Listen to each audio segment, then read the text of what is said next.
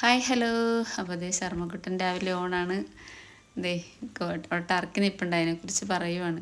അതേ കുഞ്ഞാപ്പൻ രാവിലെ എഴുന്നേറ്റ് നല്ല തണുപ്പുള്ള കാരണം നമ്മൾ പുതച്ച് നല്ല സെറ്റാക്കി പുതച്ച് കൊടുത്തിരിക്കുകയാണ്. കുഞ്ഞു പിള്ളേരെ കണക്ക് കണ്ട കിടക്കണ തല മാത്രമേ ഉള്ളൂ വെളിയിൽ. ആൾ കാഴ്ചയൊക്കെ കണ്ട് കിടക്കുവാണ്. അപ്പോൾ ദേ ആടിനെയൊക്കെ അഴിച്ചുകൊണ്ട് വന്ന് രണ്ടുപേരും തീറ്റിക്കുകയാണ്. ആടിനും തീറ്റ കൊടുത്ത് കിടാവിനും തീറ്റി കൊടുത്ത് എന്നൊക്കെ പോയി നമ്മളൊന്നും അറിയണ്ട, ഇതിൻ്റെ കാര്യമൊന്നും അറിയണ്ട. നമ്മൾ പുള്ളി തന്നെ പോയി ചാക്കുംപടി മിൽമയിലൊക്കെ പോയി കാലിത്തീറ്റയൊക്കെ എടുത്തുകൊണ്ട് വരുന്നത് പുള്ളി തന്നെയാണ്. പുല്ല് മേടിക്കാൻ പോണത് അല്ലെങ്കിൽ പറിക്കാൻ പോണതൊക്കെ നമ്മൾ അതിനെക്കുറിച്ചൊന്നും ചിന്തിക്കുകയേ വേണ്ട. അയ്യോ പുല്ലില്ലല്ലോ, അല്ലെങ്കിൽ തീറ്റ തീർന്നല്ല, ഒന്നും വേണ്ട. ഇതേ അടുത്ത രണ്ടുപേരും. പിന്നെ സുന്ദരൻ്റെ വിചാരം, കറമ്പൻ്റെ വിചാരം കറമ്പനാണ് സുന്ദരനെന്നാണ് കേട്ടോ. ഇപ്പം സുന്ദരാന്ന് വിളിക്കുമ്പം കറമ്പൻ ഓടി വരും കണ്ട. സുന്ദരനെ കടത്തി വിട്ട് ഞാൻ വിളിച്ചിട്ട് ഓടി വരുന്നതാണ്. സുന്ദരൻ ആ ഏരിയയിലിട്ട് വരുന്നതിന് മുമ്പ് സുന്ദരനത് കാരണം ഭയങ്കര നിരാശയാണ്. അയ്യോ ഇവനാണ് ഇപ്പോൾ സുന്ദരനെന്ന്. ഞാൻ സുന്ദരാന്ന് വിളിക്കുമ്പം ഏറ്റവും ആദ്യം കറമ്പൻ എത്തിയിരിക്കുന്നത്. ഇപ്പം വിളിക്കുമ്പോഴായി കാണിക്കുന്നത് സുന്ദരൻ മാറി നിൽക്കും കണ്ട. അയ്യോ രസമായിപ്പോൾ ഇവൻ്റെ കാര്യം. കഴുത്തിൽ ബെൽറ്റ് സുന്ദരനും ഇട്ട് കറമ്പനും ഇട്ട്. ഇനിയിപ്പോൾ രണ്ട് സുന്ദരന്മാരായി കേട്ടാ. ഇനിയിപ്പോൾ നമ്മൾ വേറെ പേര് നോക്കി പോകണ്ട. സുന്ദരാന്ന് വിളിക്കുമ്പം രണ്ടുപേരും വന്നോളൂ. എനിക്ക് അടിപിടിയാണ്, ഓട്ടവും ബഹളവും ശർമ്മയായിട്ട് കളി. കുറേ നേരം ഞങ്ങൾ ഒരുമിച്ച് കളിച്ച് നടക്കും. ഞങ്ങളുടെ കൂടെ വരും കളിക്കാനായിട്ട്. പക്ഷേ റോഡേലിട്ടും ഗേറ്റ് തുറന്നിട്ടാൽ പോലും ഇപ്പം വരത്തൊന്നുമില്ല.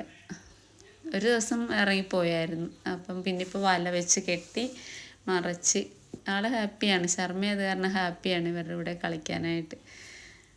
എൻ്റെ ചെടിയൊന്നും ഇപ്പം ഞാൻ ശ്രദ്ധിക്കുന്നേ ഇല്ല. ഇപ്പോൾ രാവിലെ ഒന്നും ഒട്ടും ടൈമില്ല. എന്നെ കഴിഞ്ഞ ദിവസം എല്ലാം പെറുക്കി സ്ഥാനമൊക്കെ മാറ്റി വെച്ച്. ഈ ചെടിപ്രാന്തമുള്ള എല്ലാവർക്കും അറിയാമല്ലോ. കുറച്ച് ദിവസം ഒരു സ്ഥലത്താണെങ്കിൽ പിന്നെ ഒരാഴ്ച ഒരു മാസം കഴിയുമ്പോഴത്തേക്ക് അവിടെ കാണില്ല. അവിടെ ക്ലീനാക്കി വേറെ സ്ഥലത്തേക്കായിരിക്കും. എല്ലാവർക്കും കണ്ടല്ലോ അല്ലേ ഇങ്ങനത്തെ കാര്യങ്ങൾ.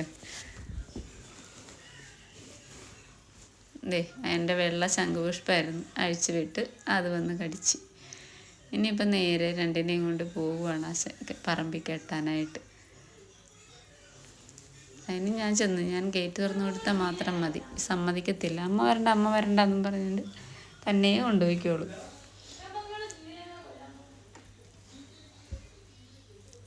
ആൾക്ക് പശു അവിടെ നിൽക്കണ കാരണം ഇവർക്ക് രണ്ടുപേർക്കും പോകാൻ ഭയങ്കര മടിയാണ്.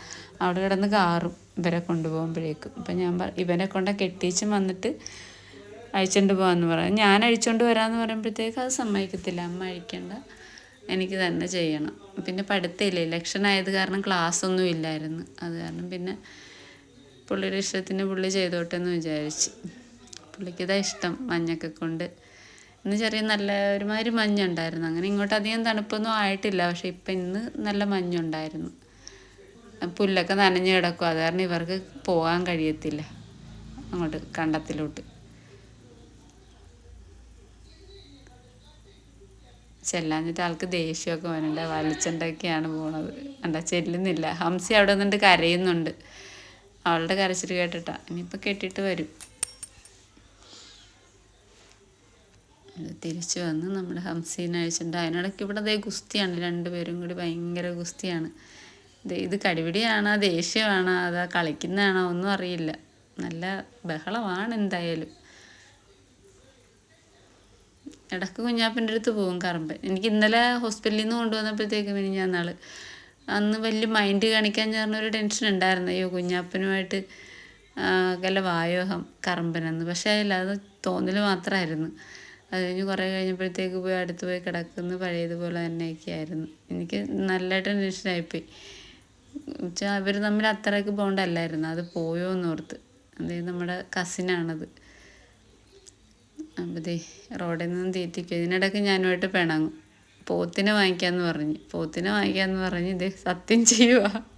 പോത്തിനെ മേടിച്ച സത്യമായിട്ട് മുരുകനാണ് സത്യം ഞാൻ കൊടുപ്പിക്കത്തില്ല. ഇവിടെ വളർത്താനാണെങ്കിൽ മേടിച്ചാൽ മതി, വിൽക്കാൻ സമ്മതിക്കത്തില്ല എന്നും പറഞ്ഞിട്ട് വഴക്കിടിയായിരുന്നു. സത്യം ചെയ്ത് മേടിച്ചാൽ കൊടുപ്പിക്കത്തില്ലെന്ന്. അങ്ങനെ പിണങ്ങി പോയി വെച്ച് ഞാൻ പറയില്ല മേടിക്കണമില്ല കൊടുക്കണമില്ല എന്ന് പറയും. പോരെന്ന് ചോദിച്ച്.